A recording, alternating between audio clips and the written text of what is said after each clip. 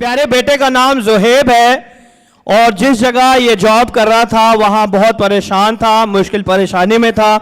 और अपने वीज़े के लिए काफ़ी मुश्किल परेशानी में था। और जब इसकी फ़्लाइट थी, जब ये यहाँ से जा रहा था, तो इसकी जो फ़्लाइट थी वो 3 बजे की थी। 10 बजे सेम उसी दिन 10 बजे इसे इंटरव्यू की कॉल आई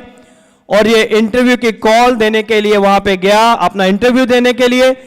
और 2 घंटे में खुदावन ने इसकी जॉब का बंदोबस्त कर दिया और ये आज यहाँ पे खुशी से खुदावन के नाम को जलाल देने के लिए आया।